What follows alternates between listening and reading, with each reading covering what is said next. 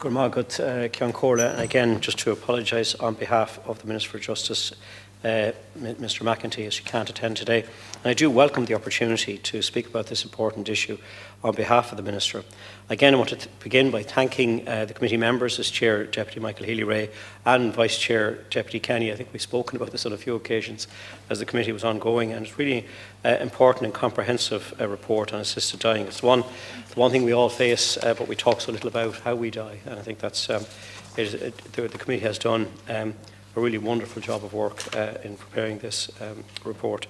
The significance of the work undertaken by the committee can't be overstated. In addressing this most complex and challenging of social questions, its members have consistently demonstrated empathy, sensitivity and understanding. The committee held 24 public meetings over 9 months. I watched several of the proceedings of them and met with over 100 individual witnesses, including national and international experts on law, ethics, medicine, disability and palliative care. In its final report, it includes 38 recommendations on assisted dying and related issues. The report is thoughtful, thorough and well researched. I wish to acknowledge and recognise the valuable work of the committee.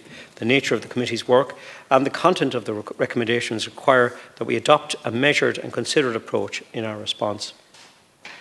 I also want to take this opportunity to acknowledge the bravery and generosity of spirit of those who shared their personal stories with the committee. Through sharing their personal narratives, they have helped the committee to fully understand the lived experience of end-of-life care. I also wish to acknowledge the invaluable input provided by experts and public servants, both from Ireland and other countries, and their integrity and professionalism and willingness to engage with the committee should be commended. Assisted dying is a complex, challenging and emotively charged issue, as the Deputy has said. It requires all of us in this House to navigate fraught medical, ethical and moral issues, as well as significant constitutional and legal concerns. Indeed, the fundamental nature of the question it gives rise to and the challenges they present to our personal and moral perspectives makes it a uniquely difficult question for legislators to address. The complexity of the challenge we are confronting with this is exemplified by the personal story of Mary Fleming. Ms Fleming, who suffered multiple sclerosis, challenged the Criminal Law Suicide Act of 1993, having regard to the provisions of the Irish Constitution and her rights pursuant to the European Convention on Human Rights. While acknowledging the very distressing situation of the appellant, the Supreme Court upheld the constitutionality of the 1993 Act. The court found there is no constitutional right to arrange for the ending of one's life at a time of one's choosing. However, the court noted that in its judgment did not prohibit the Oireachtas from legislating for assisted suicide, assuming appropriate safeguards could be introduced. This raises the question addressed by the committee of whether we can find and should legislate for this complex issue, and if we do, what we must take into consideration when doing so. As the committee recognised, the issue confronting us is concerned with alleviating suffering and affording meaningful autonomy and dignity to a person with a terminal illness. However, the state also has an obligation to protect life and to value the life of all citizens equally. Before I discuss these two viewpoints, I would like to acknowledge that everyone who expressed their opinions and very deep personal feelings to the committee was well-intentioned and was coming from a perspective of utmost concern. I also think it's worth noting that this topic is one that has touched the lives or will touch the lives of everyone sitting in this House today. On one side of the debate, there are those who believe that individuals should be afforded autonomy over the most fundamental issues concerning their own life and death. That is, autonomy naturally extends to the right to die with dignity, particularly so as to avoid any undue suffering, and that when a person is diagnosed with a terminal illness or a medical condition that they tragically will not recover from, they should be afforded the right to decide when to say their final farewell on their own terms and in a manner of their own choosing. From this perspective, it is argued that while all recognising the human life is valuable, we can also recognise that a person's quality of life is equally as important, and this is a significant factor in any personal decision about life and death. A person's quality of life will often come down to reducing unnecessary suffering and pain, something that one wants to see their loved ones, that no one wants to see their loved ones go through. On the other side of the debate, there are those who find the proposal to legislate for assisted dying as morally and ethically unacceptable. From this viewpoint, life has an intrinsic value and is one of fundamental roles of the state to protect life. We as a society have an extra duty of care to protect those who are vulnerable, particularly the elderly, the seriously ill and persons with disabilities. However, it is argued to legislate for assisted dying, however well intentioned, would inevitably send a societal signal that such lives are of intrinsically worth less. Many of those who oppose legislating for assisted dying often contend that society should instead focus on providing high-quality palliative care that can effectively alleviate pain and suffering, and absolutely we should be doing that too. There's also a wide range of complex practical issues that arise when considering how to regulate a system that would provide for assisted dying.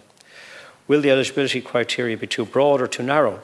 If it is limited to the terminally ill with only 6 months to live, what about those suffering from chronic and intolerable conditions or who otherwise may have objectively justified reason to benefit from assisted dying? Would it be possible or even desirable to limit the incremental expansion of eligibility criteria over time?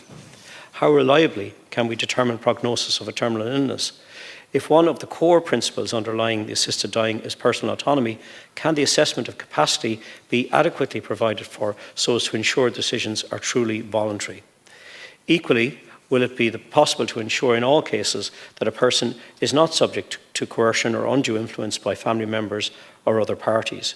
Who is best placed to assess capacity and evidence of coercion?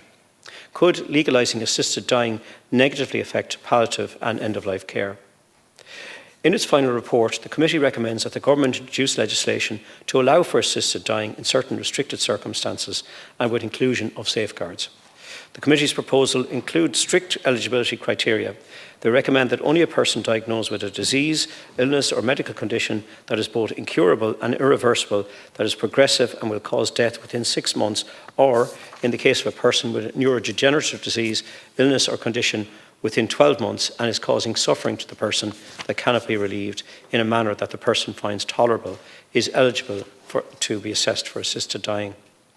Additionally, the committee recommendation provided for certain safeguards, and the report proposes that a person must make 2 formal requests for assisted dying with a specified interval between each before 2 independent witnesses in order to ensure, while affording complete autonomy to the individual, that such a decision is made in a fully informed manner. To ensure that those who are vulnerable would not be disproportionately affected by the implementation of this legislative and policy change, the final report of the committee recommends that any new legislation should provide that a person who is proven guilty of coercion will have committed an offence under that legislation. The committee's recommendations significantly advance the debate in this country on assisted dying. Further analysis, reflection and debate, both within this House and outside of it, is now required. Assisted dying in this jurisdiction is currently criminalised under Section 2.2 of the Criminal Law Suicide Act 1993, which provides that a person who aids, abets, counsels or procures the suicide of another or attempt by another to commit suicide shall be guilty of an offence. If assisted dying was legalised, the criminal law and the absolute certainty that it provides in outlawing assisted dying in all circumstances would then be disapplied. Such a move requires deep consideration. There would be a consequent need for changes to the law to provide adequate protection against any incurement, incitement, pressure or force being used in respect of assisted dying. Notwithstanding the need to police coercion and undue influence, the central issue of assisted dying would then lie largely outside of the scope of criminal law. Instead, in practical terms, it would largely fall within the ambit of health as a matter to be addressed by medical practitioners in terms of the prognosis of terminal illness, the assessment of capacity and informed decision-making, the means of death, and so on. I'm sure all members share a vision for the highest standard of end-of-life care which prioritises access to necessary treatment, supports and avoidance of suffering that affords the highest levels of dignity and autonomy. It is therefore worth noting that the Minister for Health has sought to ensure that there is an excellent palliative care system available in this country, making it clear that we all agree that human dignity must be respected at all stages of each individual's life, especially surrounding terminal illness and death. Palliative care helps to preserve this dignity, providing an appropriate environment and helping individuals and their families to deal with the pain and other distressing symptoms. In this regard, it is opposite that the committee recommends that the palliative care and the operation of assisted dying, where the latter introduced, should operate completely separately and independently of each other.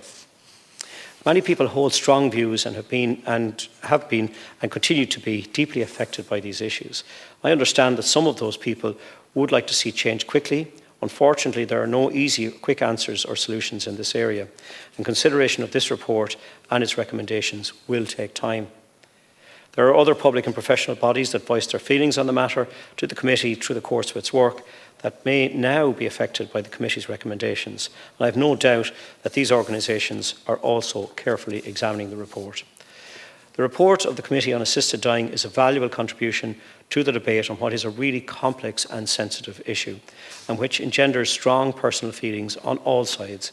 On behalf of the Government, I again thank the Committee, the Chair, Deputy Chair, and for its report, and I can assure the House that it is receiving the most careful attention and appraisal. Good morning.